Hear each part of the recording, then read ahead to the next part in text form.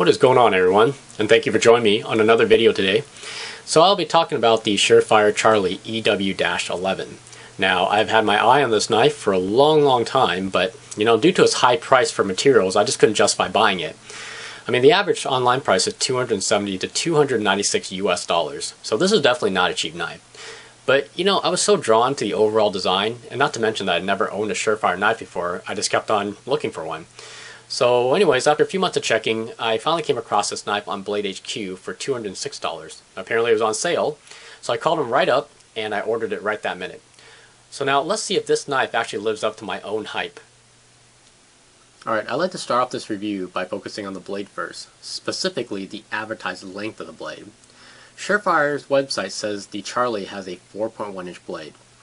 Now in front of us I have two knives here. This is the Spyderco Military and this is the Benchmade 760. Both of these are advertised with 4-inch blades, so essentially shorter than the Surefire Charlie. But as you can see in this comparison, it's a little misleading because the Charlie is clearly a tiny bit shorter than the other two knives. Again, not a huge deal, but I just wanted everybody to know just in case you bought this knife and thought it was going to be a little bit larger. So anyways, back on track. The blade is a 154 cm stainless steel, and it features this beautiful modified spear point. I really love how broad this blade is, and it's very reminiscent of the Microtech Surefire series. I mean, both of these feature a beautiful sweeping sharp edge. Now one unique thing, especially when compared to almost every other single knife out there currently, is the lack of wording on the face of the blade. I mean, this is a completely sterile blade. I mean, it's devoid of branding, there's no steel marking, no serial numbers, etc. I mean, personally, I think this makes for a much cleaner looking blade, and I really like it a lot. Now there's a bit of jimping on the blade spine. It's not incredibly grippy, but I mean, I think I would probably rate it at I'm probably like a B-. But I can't complain because at least there is jimping. I mean, the Almar SCRE 2000 could benefit from some. The blade is 3 millimeters in thickness. Now that's pretty good because the handle scales are only about 4 millimeters in thickness on each side. So Surefire really packed a thick blade within these scales.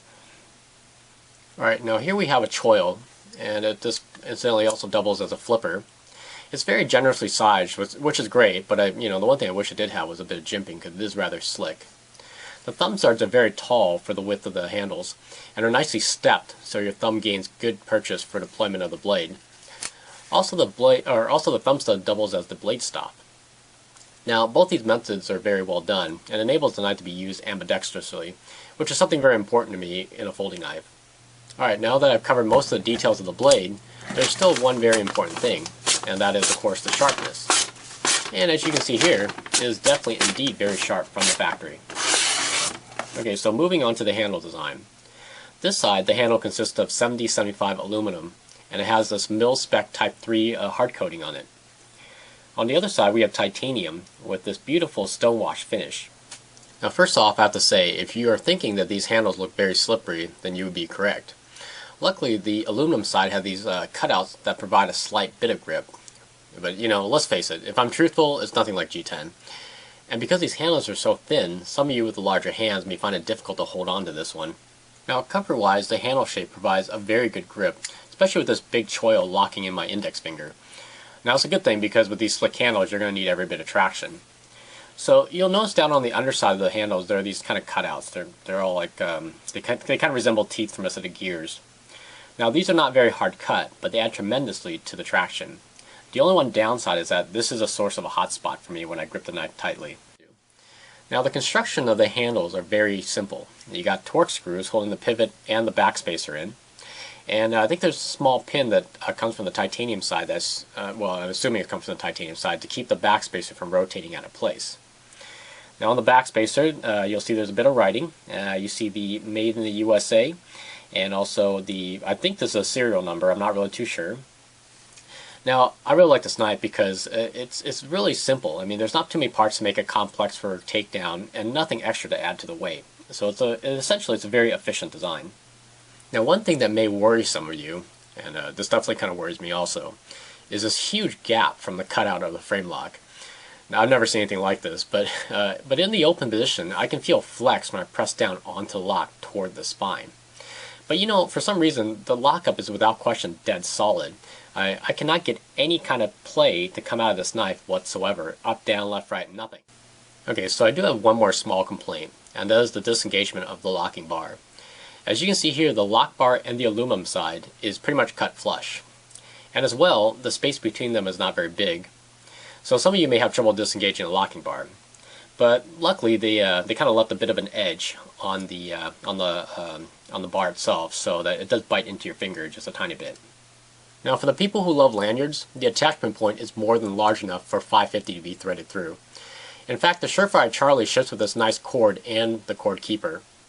There's also a non-reversible pocket clip which doubles as the lock bar stop. Now, Surefire calls this a high-retention stainless steel pocket clip on their website. In actuality, I'm not really that convinced, because the clip feel is not very sturdy to me. I can bend this out with minimal effort. The rest of the knife is built pretty solid, but this clip doesn't have that same feeling to me. So how's deployment? Deployment is very smooth and is very easily accomplished by way of the flipper or the thumb stud. Both are accessible with either left or right hand.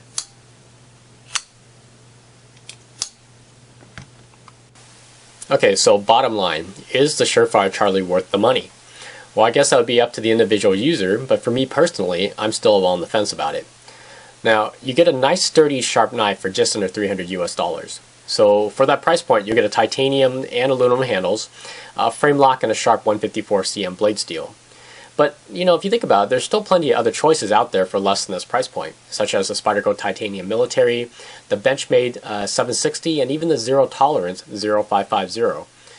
But what I really like is the thin profile and the fact that it has a broad sweeping blade with a titanium frame lock. Now in the end you'll have to make up your own mind, but to me I would say at its average online price it's not the best value for money in my opinion.